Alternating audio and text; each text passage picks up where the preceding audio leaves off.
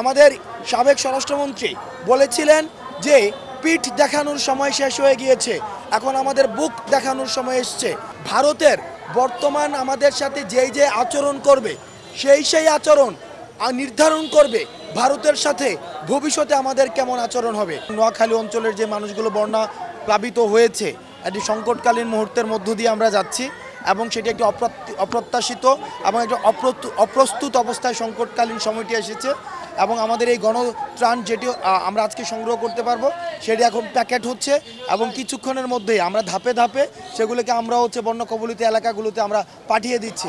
আমরা জানি এখন বর্তমানে এই গণত্রাণ যতটা না প্রয়োজন তার চেয়ে বেশি প্রয়োজন হচ্ছে রেস্কিউ। আমরা দ্রুততম সময়ের মধ্যে আমরা কথা বলছি, আমাদের তিন বাহিনীর যেই সমন্বিত টিমের সাথে আমরা কথা বলছি।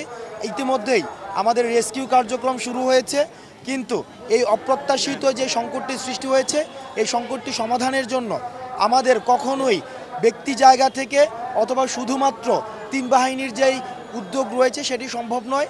আমাদের সমন্বিত যেটাকে আমরা জয়েন্ট কোলাবোরেটিভ ভেঞ্চার বলি, অর্থাৎ সবার একত্রে আমাদের এই রেস্কিউ কার্যক্রমে অংশগ্রহণ করতে হবে। ব্যক্তি পর্যায় থেকে আমাদের সামষ্টিক গোষ্ঠী পর্যায় থেকে সামষ্টিক পর্যায় থেকে আমাদের জয়েন্ট কোলাবোরেটিভ ভেঞ্চার প্রয়োজন।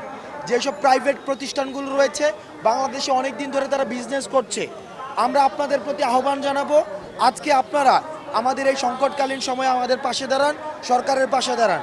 কারণ আমরা দেখছি এই অন্তর্বর্তীকালীন সরকারটি নতুনভাবে গঠিত হয়েছে এবং এই সরকারটিকে আমরা আমাদের জায়গা থেকে ব্যক্তি পর্যায় থেকে প্রাইভেট পর্যায় থেকে এবং বিভিন্ন যে প্রতিষ্ঠানগুলো রয়েছে এই প্রতিষ্ঠান পর্যায় থেকে আমাদের এই সরকারকে সহায়তা করে আমাদের যেই আজকে দেখছি বিভিন্ন জায়গায় এবং কুমিল্লাতেও আমি বিভিন্ন এলাকা থেকে খবর আসছে সেই এলাকাগুলো প্লাবিত হচ্ছে।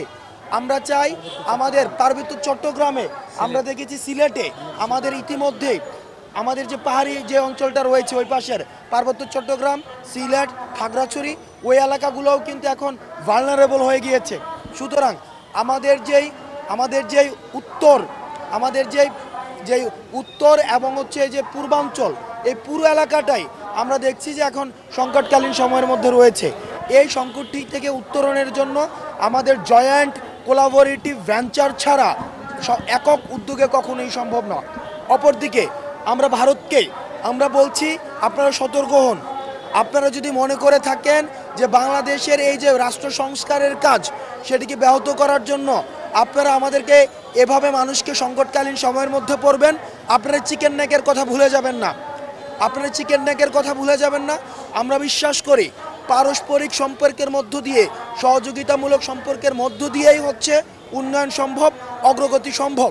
কিন্তু আপনারা আমাদেরকে যেভাবে ট্রিটমেন্ট দিবেন ঠিক একইভাবে আপনারাও ট্রিটমেন্টের পাওয়ার জন্য প্রস্তুত হন। আমাদের সাবেক স্বরাষ্ট্রমন্ত্রী বলেছিলেন যে পিঠ দেখানোর সময় শেষ হয়ে গিয়েছে, এখন আমাদের বুক দেখানোর সময় এসছে। সুতরাং আমাদের এই অসম যে সম্পর্কটি ছিল সে অসম সম্পর্ক বিগত সরকার শুধুমাত্র ক্ষমতায় টিকে থাকার জন্য করেছে। আমরা সমতার যে সম্পর্কটি এই সমতার সম্পর্কটি আমরা প্রতিষ্ঠা করতে চাই।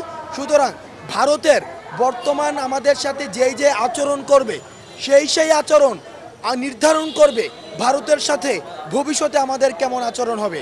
ভারতের প্রত্যেকটি আচরণ, বর্তমানের আচরণ আমাদের ভবিষ্যতের ভারত বাংলাদেশের আচরণ নির্ধারণ করবে। সেই জায়গা থেকে আমরা ভারতকে বলতে চাই আপনারা সহযোগিতামূলক সম্পর্ক রাখুন, প্রতিবেশী সুলভ সম্পর্ক রাখুন এবং আপনারা যদি আমাদেরকে এভাবে সংকটকালীন সময়ের মধ্যে আপনারা ইচ্ছাকৃতভাবে ঠেলে ফেলে দেন সেটির প্রতি উত্তর বা সেটির যেই পাল্টা ব্যবস্থা সেটিও কিন্তু বাংলাদেশ গ্রহণ করবে। এবং আমি সর্বশেষ আহ্বান জানাবো আমাদের জয়েন্ট কোলাবোরেটিভ ভেঞ্চারের সর্বাধিক যে গুরুত্বপূর্ণ জায়গাটি সেটি হচ্ছে রেস্কিউ কার্যক্রমটি করা। কারণ ফেনীতে যে বন্যা পরিস্থিতি সৃষ্টি হয়েছে সেটি আমাদের পূর্ব অভিজ্ঞতা নেই, আমাদের যারা তিন বাহিনীরও রয়েছে যারা তাদেরও পূর্ব অভিজ্ঞতা নেই।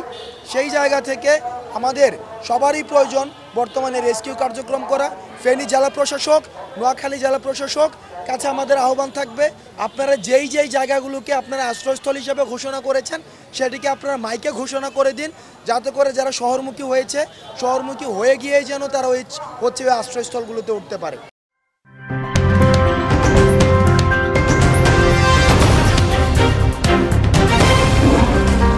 Voice of Tiger.